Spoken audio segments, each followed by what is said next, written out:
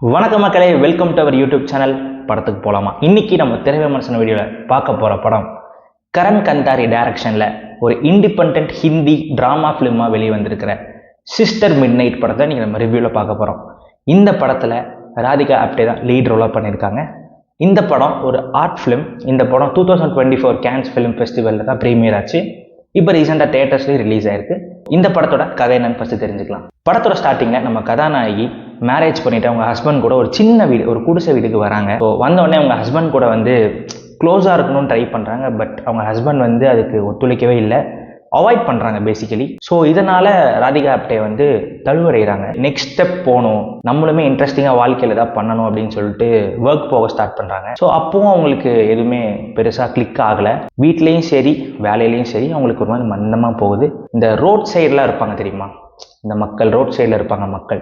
So அந்த மாதிரி ஒரு கப்பிள், அந்த மாதிரி ஒரு லேடி தான் ராதிகா ஆப்டே. ஸோ ஒரு கட்டத்தில் அவங்களுக்கு அவங்க லைஃப் பிடிக்காம ரொம்ப சோகத்தில் இருக்கும் போது அவங்க வாழ்க்கை அவங்களுக்கே தெரியாமல் வேற ஒரு ஸ்டெப் எடுக்குது. ஸோ அதோட ப்ராசஸ் தான் இந்த படம்னு நான் சொல்லுவேன்.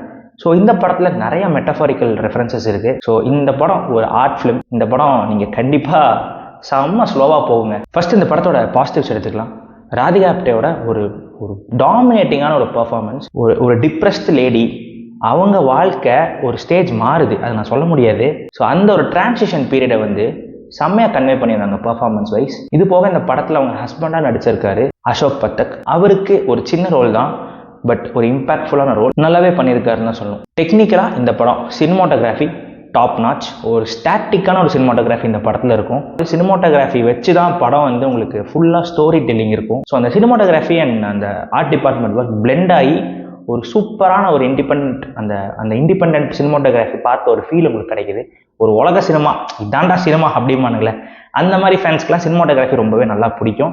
மியூசிக்லாம் இந்த படத்தில் ஒன்றுமே இல்லைங்க, ஒரு பழைய பாட்டு தான் ஓடிட்டே இருக்கும். இந்த படத்துக்கு பேசிக்கலாக இன்டர்வல் கிடையாது. ஃபர்ஸ்ட் ஹாஃப் செகண்ட் ஹாஃப்லாம் நம்ம பிரிக்க போகிறதில்ல. ஸோ படம் ஆஸ் அ ஹோலாக பார்த்தீங்கன்னா ரொம்பவே ஒரு டிஃப்ரெண்ட்டான ஒரு பிளாட்.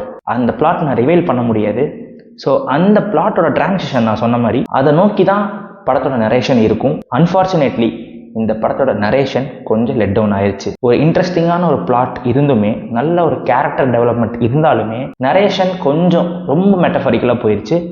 நார்மல் ஆடியன்ஸ் இந்த படத்தை பார்த்து ரசிக்கக்கூடிய அளவுக்கு இந்த படத்தில் எதுவுமே கிடையாது. இந்த படம் பார்க்கணுன்னா உங்களுக்கு ஒரு ஏகப்பட்ட ஒரு பொறுமை வேணும். ஒரு ஆர்ட் ஃபிலிம் லவராக இருந்தால் இந்த படம் பார்க்க ட்ரை பண்ணுங்கள். அப்போவுமே இந்த படம் ஒரு டீசெண்டாக தான் இருக்கும், டீசெண்டாக தான் உங்களுக்கு ஒர்க் ஆகும். இந்த ஆர்ட் ஃபிலிம்ஸ் எல்லாம் பார்த்து, ஃபார் எக்ஸாம்பிள் இந்த கொட்டுக்காளி, பெபிள்ஸ்லாம் பார்த்துருப்பீங்க. பார்த்துட்டு என்னடா படம் இது அப்படின்னு சொல்லிட்டு காண்டாயிருப்பீங்க ஒரு செட் ஆஃப் ஆடியன்ஸ். ஸோ அவங்களாம் தயவு செஞ்சு இந்த படத்தை பார்த்துறாதீங்க. ஆர்ட் ஃபிலிம் லவர்ஸ்க்கு இது ஒரு டீசெண்டான ஃபிலிம். சில பேருக்கு இந்த படம் பிடிக்கக்கூடிய ஒரு வாய்ப்புமே இருக்குது. ராதிகா ஆப்டே ஒரு பிரில்லியண்டான பர்ஃபார்மன்ஸ் கண்டிப்பாக கொடுத்துருக்காங்க. ஒரு டிஃப்ரெண்ட்டான பிளாட். நான் சொன்ன மாதிரி பார்க்க பொறுமை இருந்தால் பாருங்க மக்களே.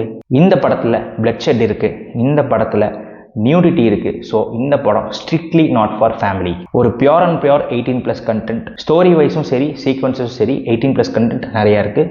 இந்த படத்துக்கு நம்ம கொடுக்கக்கூடிய rating 2.75 stars out of 5. So மீண்டும் மற்றும் இதே மாதிரி இன்னொரு திரை விமர்சனத்தில் உங்களை விரைவில் சந்திக்கிறேன். அதுவரை உங்களிடம் விடைபெறுவது உங்கள் சுதர்ஷன். வணக்கம். இந்த வீடியோ உங்களுக்கு பிடிச்சிருந்துச்சுன்னா லைக் பண்ணுங்கள், ஷேர் பண்ணிடுங்க. அப்படியே பெல் பட்டனை கிளிக் பண்ணி விட்டுருங்க. ஸோ நம்மளோட வீடியோட நோட்டிஃபிகேஷன்ஸ் உங்களுக்கு உடனே வரும். இதே மாதிரி இன்னொரு வீடியோவில் சந்திப்போம். அதுவரை ஸ்டே டியூன்ட்.